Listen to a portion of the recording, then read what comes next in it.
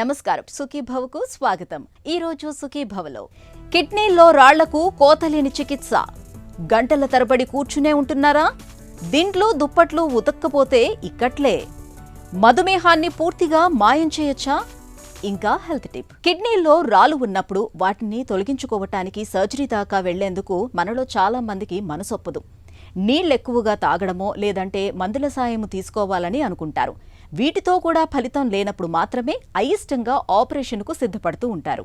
అయితే ఇలాంటి వారికి కోత పెట్టకుండానే కిడ్నీల్లో రాళ్లను మాయం చేసే చక్కటి చికిత్స లిథోట్రిప్సీ రూపంలో అందుబాటులో ఉంది. బయట నుంచి అల్ట్రాసోనిక్ తరంగాలను పంపించడం ద్వారా కిడ్నీల్లో రాళ్లను ముక్కలుగా విడగొట్టొచ్చని చెబుతారు డాక్టర్లు. కోత పెట్టకుండా కిడ్నీల్లో రాళ్లను మాయం చేసే ఆధునిక విధానం లిథోట్రిప్సీ గురించి ఇప్పుడు తెలుసుకుందాం.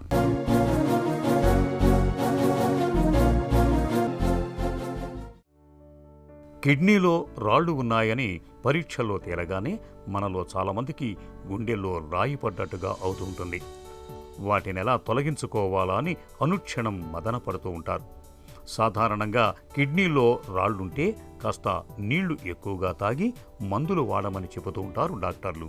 దీంతో చిన్న రాళ్లైతే మూత్ర విసర్జనలో పడిపోతాయి. అయితే ఈ సూత్రం కేవలం రాళ్ల పరిమాణం చిన్నగా ఉన్నప్పుడే వర్తిస్తుంది.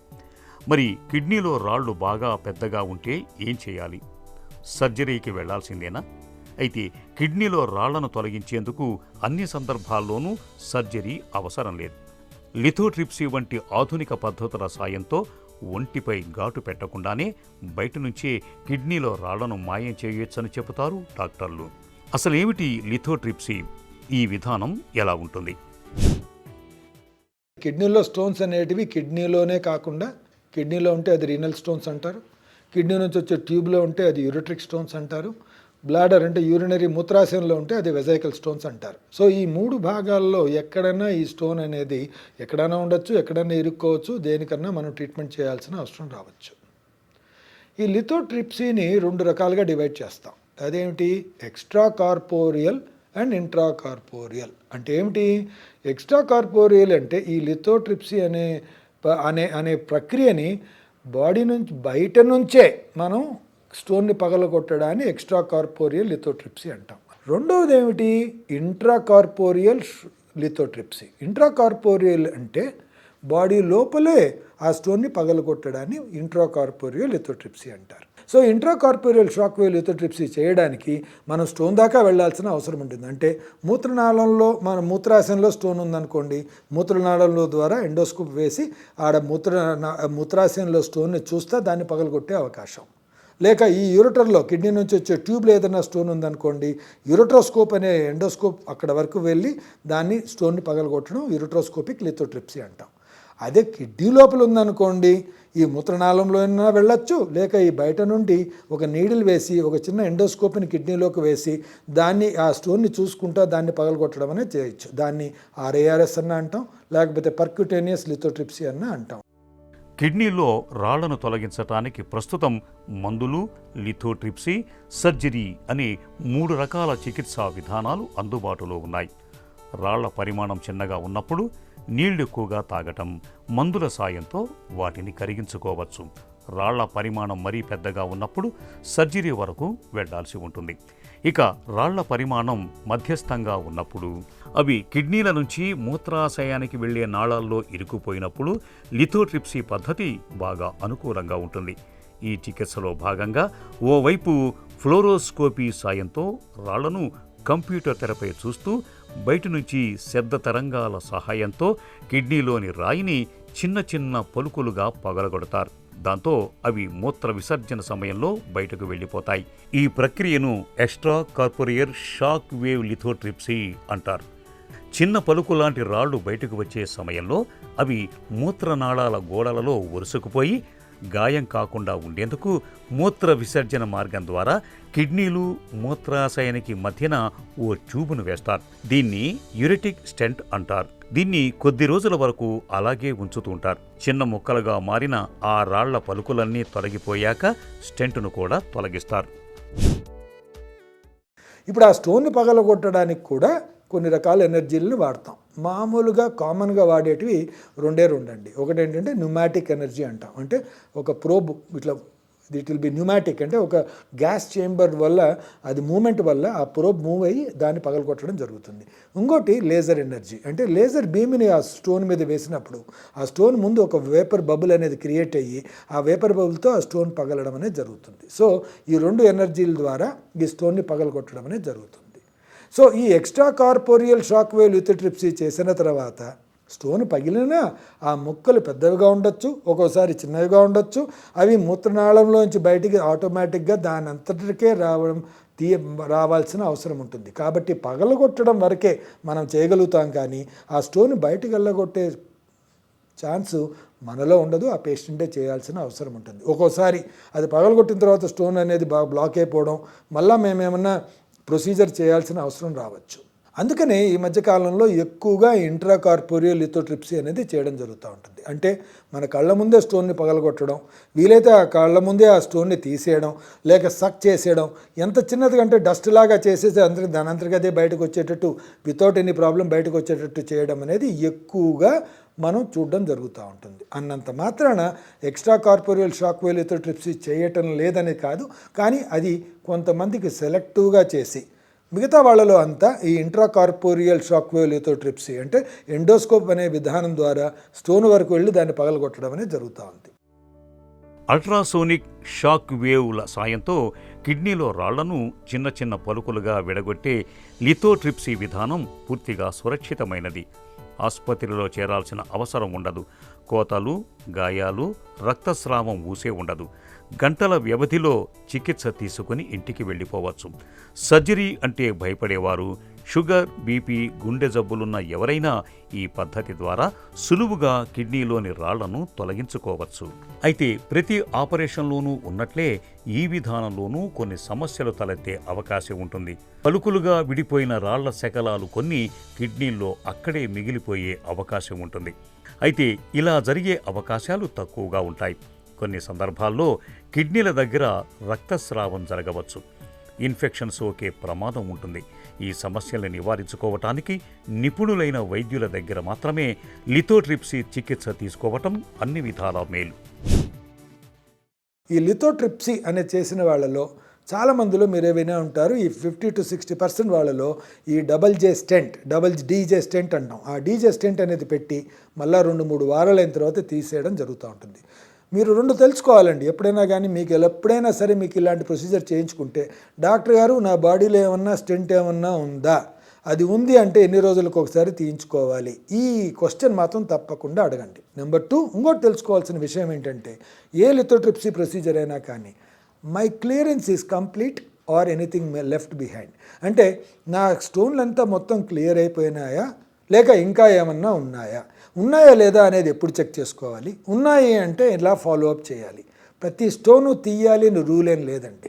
చాలాసార్లు చిన్న చిన్న స్టోన్లు ఎక్కడో మూలలో దాక్కొని ఉంటే దాని వెనకాల పోయి వెతికి దాన్ని పట్టడం కన్నా దాన్ని వదిలేస్తూ ఉంటాం. ఎందుకంటే 2mm 3mm స్టోన్స్ అనేటివి చాలా ఈజీగా మూత్రనాళంలోంచి బయటకు వచ్చేస్తూ ఉంటాయి. కాబట్టి యూరాలజిస్ట్ డిసైడ్ చేయనివ్వండి మీకు ఎలాంటి ప్రొసీజర్ అవసరమో.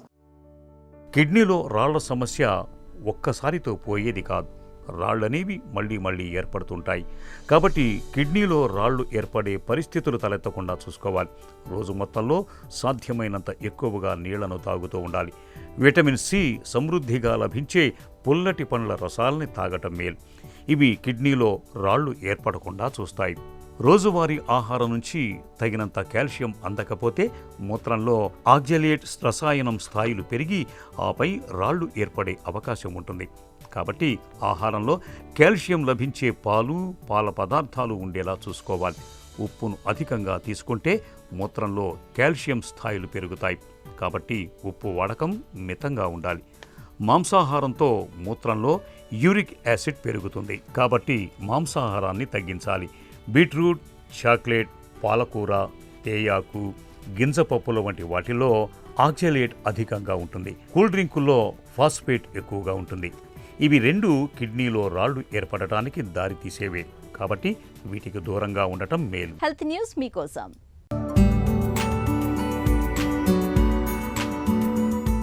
ఇంట్లో టీవీ ముందో, ఆఫీసులో కంప్యూటర్ ఎదురుగానో గంటల తరబడి కూర్చునే ఉంటాం. కాలక్రమంలో ఈ అలవాటు మన శరీరంలో రక్తనాళాల పనితీరును మందగించేలా చేస్తుందని పరిశోధకులు హెచ్చరిస్తున్నారు. రక్తనాళాల పనితీరును ఫ్లో మీడియేటెడ్ డైలేషన్ (FMD) పద్ధతిలో కొలుస్తారు. అది 1% తగ్గినా మనకు గుండెపోటు ప్రమాదం 13% పెరుగుతుంది. సరైన ఆహార నియమాలతో ఈ సమస్యను నివారించడం సాధ్యమేనా అన్న కోణంలో లండన్లోని యూనివర్సిటీ ఆఫ్ బర్మింగ్హామ్కు చెందిన పరిశోధకులు పరిశోధన సాగించారు. మొత్తానికి ఫ్లేవనాల్స్ అనే రసాయనాలు ఉన్న ఆహారానికి ఆసక్తి అధికంగా ఉంటుందని పరిశోధనలో గుర్తించారు. కోకోవా, పుష్కలంగా ఉండే బ్లాక్ చాక్లెట్, యాపిల్, తేయాకు, పప్పు ధాన్యాల్లో ఈ ఫ్లేవనాయిల్స్ రసాయనాలు సమృద్ధిగా ఉంటాయి. ఈ రసాయనాల ప్రభావాన్ని పరీక్షించడానికి ఎక్కువసేపు కూర్చునే అలవాటు ఉన్న 100 మందిని ఎంచుకున్నారు. ముందుగా అందరి రక్తనాళాల FMDని అంచనా వేశారు. ఆ తర్వాత ఆ 100 మందిని 2 వర్గాలుగా విభజించి ఒక బృందానికి రోజూ కోకోవా పానీయం ఇచ్చారు. మిగతా వాళ్లకి మామూలు ఆహారాన్ని అందించారు. ఫలితాన్ని బేరీజు వేసినప్పుడు కోకోవా తాగిన వాళ్లల్లో రక్తనాళాల చురుకుదనం FMD ఎక్కువగా నమోదయ్యింది.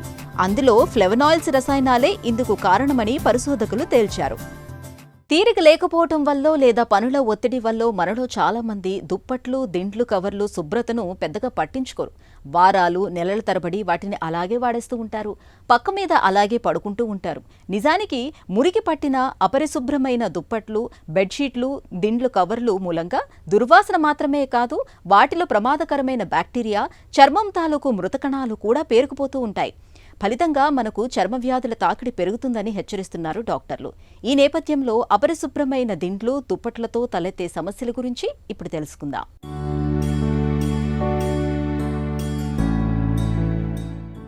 దిండ్లు, దుప్పట్ల శుభ్రత గురించి మనలో చాలా మంది పెద్దగా పట్టించుకోరు. వారాల తరబడి, నెలల తరబడి వాటిని శుభ్రం చేయకుండా అలాగే వాడుతుంటారు. కొందరైతే ఏళ్లపాటు ఒకే తలగడును కనీసం పిల్లో కవర్ కూడా లేకుండా వాడుతుంటారు. ఇలా అపరిశుభ్రమైన దిండ్లు, దుప్పట్లను వాడటం వల్ల పలు చర్మ సంబంధ రుగ్మతలు, అలర్జీలు, ఆస్తమా వంటి శ్వాసకోశ సమస్యలు, కొన్ని లైంగిక వ్యాధులు వస్తాయని, నిద్రలేమి సమస్యగా మారుతుందని హెచ్చరిస్తున్నారు డాక్టర్లు. మనం ఉపయోగించే పరుపులో 10 మిలియన్ల బ్యాక్టీరియా ఉంటుంది. పరుపు జీవితకాలంలో 1 కిలో కంటే ఎక్కువ మృత చర్మ కణాలు పేరుకుపోతాయి. ఓ స్వచ్ఛంద సంస్థ జరిపిన అధ్యయనంలో టాయిలెట్ సీటు మీద కంటే పడక గదిలోని బెడ్షీట్లు, దిండు కవర్లపైనే ఎక్కువ బ్యాక్టీరియా పేరుకుపోయినట్టు వెల్లడైంది. ఎక్కువ కాలం ఒకే తలగడను వాడటం వల్ల దాని ఆకృతి దెబ్బతిని మెడ, తలనొప్పి వంటి సమస్యలు వస్తాయి. పిల్లో కవర్లపై గ్రామ్ పాజిటివ్ రాడ్లు, గ్రామ్ నెగిటివ్ రాడ్లు, బాసిల్లి, గ్రామ్ పాజిటివ్ కోకి వంటి బ్యాక్టీరియా ఉన్నట్లు గుర్తించారు. వీటి వల్ల ముటిమలు, దద్దుర్లు, తామర, దురద వంటి ఇన్ఫెక్షన్లు వస్తాయి. కాబట్టి బెడ్షీట్లు, దిండు కవర్లను వారానికి ఒకసారైనా ఉతకాలి. వాటిని తరచూ ఎండలో ఆరబెట్టాలి. కొన్ని రకాల చర్మ వ్యాధులు, అనారోగ్యాలతో బాధపడేవారు క్రమం తప్పకుండా బెడ్షీట్లు, పిల్లో కవర్లను మారుస్తూ ఉండాలి. ఎలర్జీ ఉన్నవారు యాంటీ ఎలర్జీ బెడ్షీట్లు, దిండు కవర్లు వాడితే మంచిది. కొంతమంది తమ పెంపుడు జంతువులను కూడా బెడ్ పైకి తీసుకురావడం, వారి పక్కనే పడుకోబెట్టుకోవడం చేస్తుంటారు. దీంతో వాటి వెంట్రుకలు, చర్మం మీద ఉండే బ్యాక్టీరియా, ఇతర క్రిములు బెడ్షీట్పై చేరే ప్రమాదం ఉంది. సాధ్యమైనంత వరకు వాటిని పడకకు దూరంగా ఉంచాలి. ఒకవేళ తీసుకొచ్చినా 2 రోజులకు ఒకసారి దుప్పట్లను మార్చాలి. ఇక దుప్పట్లను శుభ్రం చేసే క్రమంలో వేడి నీళ్లను ఉపయోగిస్తే మంచిది. ఇలా చేయడం వల్ల వాటిపై ఉండే క్రిములు, బ్యాక్టీరియా నశించడంతో పాటు మురికి త్వరగా పోతుంది. బయట నుంచి వచ్చాక దుమ్ము, ధూళి చేరిన కాళ్ళతోనే బెడ్ పైకి ఎక్కడం మానుకోవాలి. శుభ్రంగా స్నానం చేయడం, చేతులు కాళ్ళు కడుక్కొని డ్రెస్ మార్చుకున్న తర్వాతే బెడ్ పై కూర్చోవడం ఉత్తమం. కొందరు బెడ్ పై ఆహారం, స్నాక్స్ తినడం, కంచం కింద దిండు పెట్టుకునే అలవాటు ఉంటుంది. దీంతో వాటిపై ఆహార అవశేషాలు పడతాయి. ఇలా చేయకుండా ఉండడమే మంచిది. మన ఆరోగ్యానికి నిద్రతో పాటు పడకగది పరిశుభ్రత ముఖ్యమే. పడుకుంటే నిద్ర పట్టేంత శుభ్రంగా బెడ్షీట్లు, దిండ్లు ఉండాలి. షుగర్ జబ్బు విషయంలో ఇవాళ మన మధ్య చాలా అపోహలే రాజ్యమేలుతున్నాయి. Keto diet, low carb diet, bariatric సర్జరీతో మధుమేహాన్ని మాయం చేయొచ్చని నమ్ముతున్నారు చాలామంది. అలాగే లావుగా ఉన్న వాళ్ళకే డయాబెటీస్ వస్తుందని, మిగతా వారికి ఆ ముప్పు ఉండదనే నమ్మకము చాలా మందిలో కనిపిస్తుంది.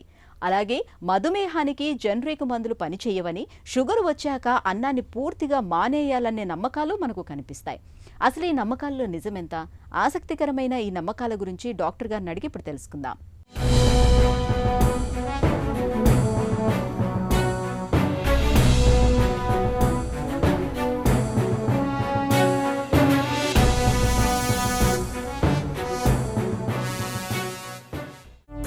మధుమేహాన్ని పూర్తిగా మాయం చేయొచ్చా? డయాబెటీస్ని కంప్లీట్గా రిమిషన్లో లైఫ్ లాంగ్ ఉంచొచ్చా అంటే ఖచ్చితంగా దీనికి ఆన్సర్ ఎస్, ఉంచొచ్చు. బట్ ఇదొక బాగా కమిట్మెంట్ అండ్ డిసిప్లిన్తో కూడుకున్న బిహేవియర్. అండ్ మీరు తీసుకునే ఫుడ్ అవ్వచ్చు, అది క్యాలరీ రిస్ట్రిక్షన్ కానీ, ఫైబర్ రిచ్ ఫుడ్ కానీ, protein rich food, plant proteins ఎక్కువ ఉండేలాగా, దెన్ కార్బ్స్ అండ్ ఫ్యాట్ తగ్గించుకునే విధంగా. బట్ ఇనీషియల్గా మీకు డయాబెటీస్ రిమిషన్కి మాత్రం మందులు అవసరం పడచ్చు ఖచ్చితంగా.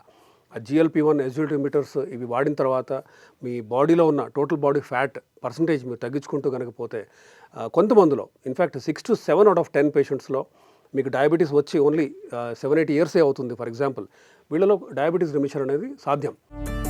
ఊబకాయానికి షుగర్ జబ్బుకు మధ్య సంబంధం ఏంటి? సో డయాబెటీస్ అండ్ ఒబిసిటీ ఈ రెండు ఒక రకమైన ట్విన్ ఎపిడెమిక్ అని అంటూ ఉంటాం మనం, ఎస్పెషల్లీ ఇండియాలో and more so over south ఇండియాలో.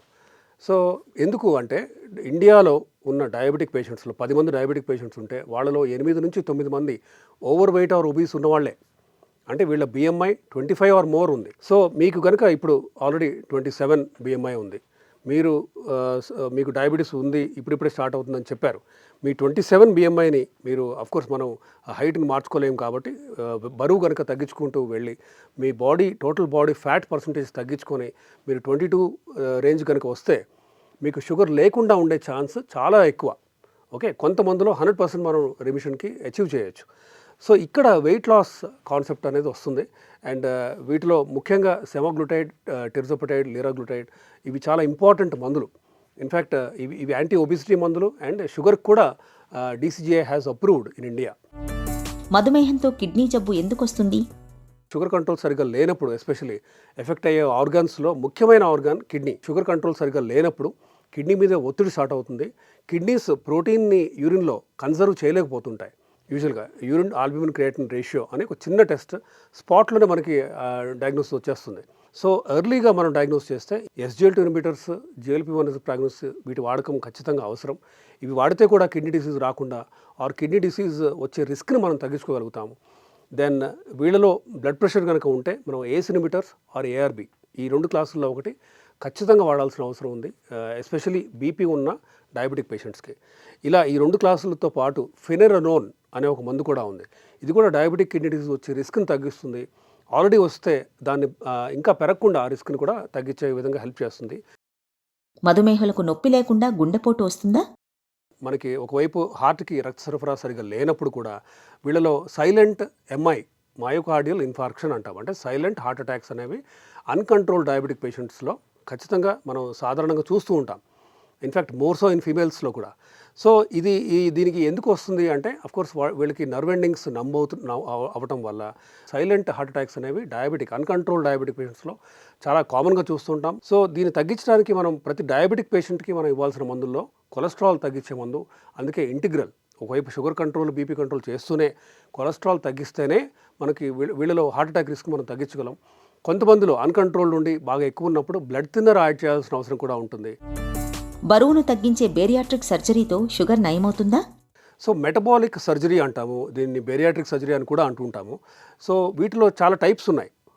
నార్మల్గా స్టమక్ వాల్యూమ్ తగ్గించే సర్జరీస్ ఉన్నాయి, స్లీవ్ గ్యాస్ట్రెక్టమీ అంటాం. అయితే దీంతో పాటు స్మాల్ ఇంటెస్టైన్ యొక్క లెంగ్త్ని తగ్గించే విధంగా కూడా కొన్ని Roux-en-Y బైపాస్ అని కొన్ని రకాల సర్జరీస్ ఉన్నాయి. అయితే వీటిలో కొంతమందికి అంటే ఓన్లీ స్లీవ్ గ్యాస్ట్రెక్టమీ చేస్తే కంప్లీట్ డయాబెటీస్ రిమిషన్ అనేది సాధ్యపడకపోవచ్చు. ఆర్ డయాబెటీస్ రిమిషన్లో వెళ్ళినా కూడా వితిన్ 3 years or 2 years మళ్ళీ తిరగబెట్టచ్చు. అయితే ఈ Roux-en-Y కూడా చేస్తే కొంతమందిలో ప్రాబబ్లీ ఒక 4 నుంచి 5 మాత్రం ఖచ్చితంగా కంప్లీట్గా షుగర్ లేకుండా చేయటం అనేది సాధ్యమే.